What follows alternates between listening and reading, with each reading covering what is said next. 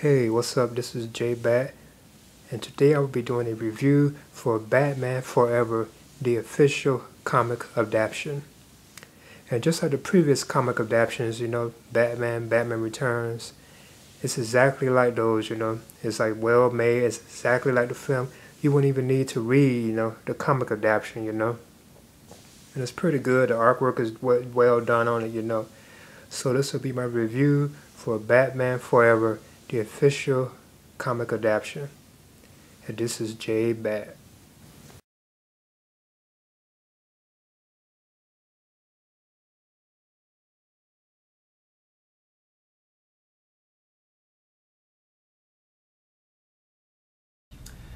Hey, what's up? It's me, JBAT. And today I'll be doing a review for the official comic adaptation of Batman Forever. And this is the third film in the original Batman film franchise. And this one was released in 1995. Now I remember getting this when the film was out, like at a local comic book store. I had picked this up, So yeah, this is my review for Batman Forever, the official comic adaptation of the film. Now the opening of the comic is kind of different from the film, what I'm saying? It opens with Two-Face escaping from Arkham Asylum, Now that wasn't in Batman Forever, the film directed by Joel Schumacher. It wasn't originally in the film, what I'm saying? The film didn't open that way. Now it did open with Batman confronting him at the bank or whatever it was. But in the comic book, it opens with Two-Face actually escaping from Arkham Asylum, and that wasn't in the movie. So there was a big difference right there between the comic adaptation and and plus some of the scenes in Batman Forever, the comic adaptation, were kind of out of order from how they were in the film.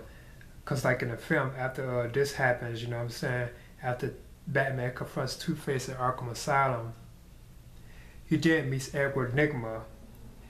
Right after that, how you met Edward Nygma at his like Wayne facility thing, the scientist stuff, when he met him there. Now in the film that wasn't like that. He didn't meet Edward till like much later.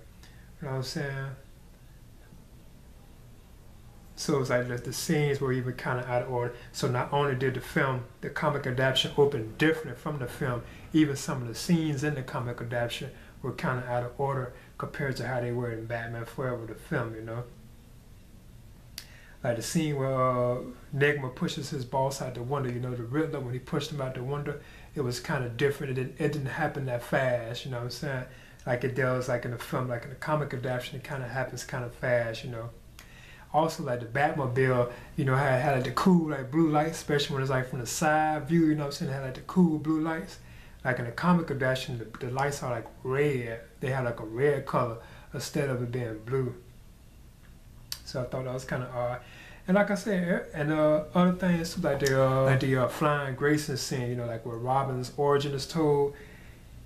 His parents' death wasn't that bloody in the film, whereas in the comic adaptation it's like bloody and stuff, Plus they didn't show Edward Nygma choosing his outfit and the name Riddler in the comic adaptation, whereas in the film he was having trouble, Jim Carrey as the Edward Nygma, he was having trouble choosing a costume and what kind of name, he would be called, But in the comic adaptation, they didn't have that at all, Plus, when Bruce Wayne is with Chase Meridian at Edward Nygma's like party thing he had, where he was showing off his box thing, they can do the virtual reality thing. And the comic adaptation, Bruce Wayne, he puts the box on, but he didn't go into the room like he did on Batman Forever, the film, when like Val Kilmer as Bruce Wayne walked into the room thing. Then the thing was going all through his head, and it saw that he had like bats on the mind, so of course you knew who he was. He was Batman, Now in the comic adaptation, they didn't have all that, Plus Robin's costume in the comic is more like the traditional Robin suit. It's actually like red and green. It looks more like that, It isn't like the dark reddish color, that I thought was cool in the film. It's not like that.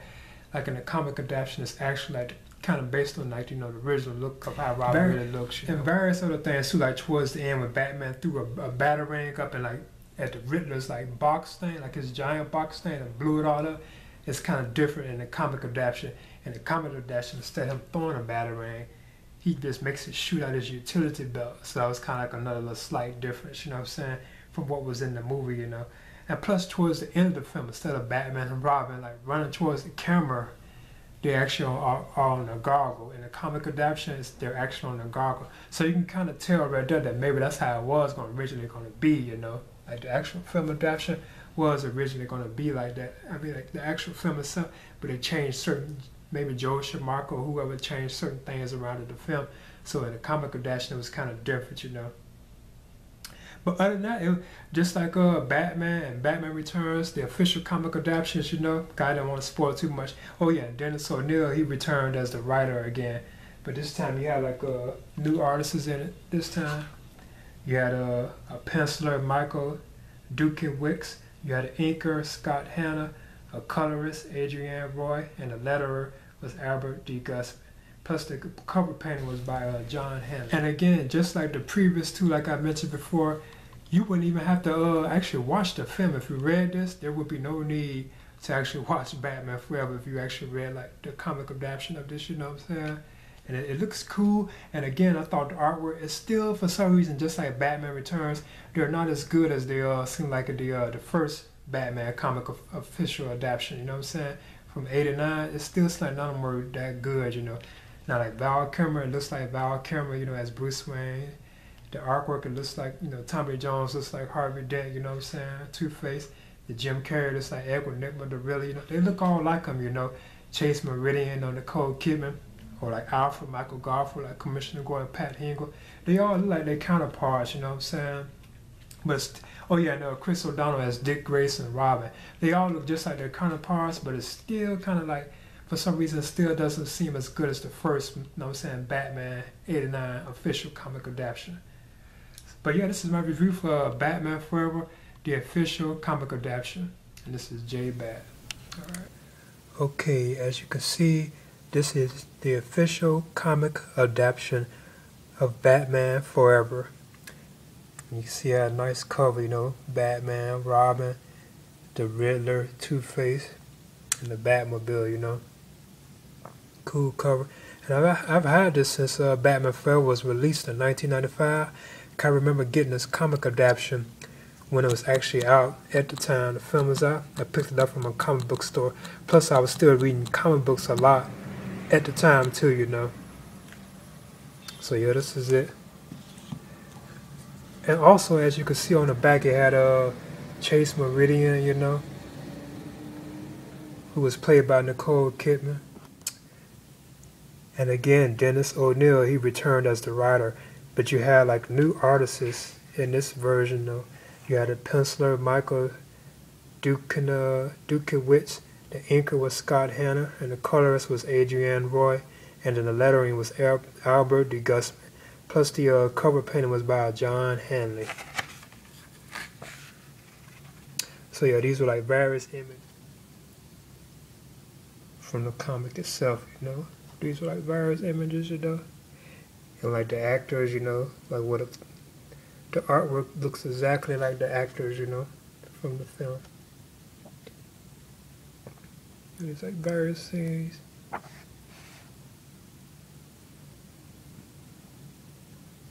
So they did a good job. But again, to me, it still seems like this wasn't running with the original like Batman 89 comic adaptation. That one to me is still like the best of the bunch, you know.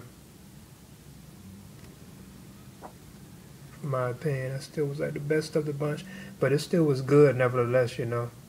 Good artwork done on this comic adaptation. So yeah, this is JBAT, and this is my review for Batman Forever, the official comic adaptation. Okay. In the end, Batman Forever, the official comic adaptation, is an excellent read, you know. It's exactly like how the film was, like panel for panel, screen for screen, dialogue for dialogue. Certain scenes were out of order, you know, and certain events that happened in the comic adaptation didn't happen in the film, such as Two-Face escape from Arkham Asylum in the intro that wasn't in the film. But I thought the artwork was well done, you know, in this. So this will be my review for Batman Forever, the official comic adaptation. And this is JBAT. Alright.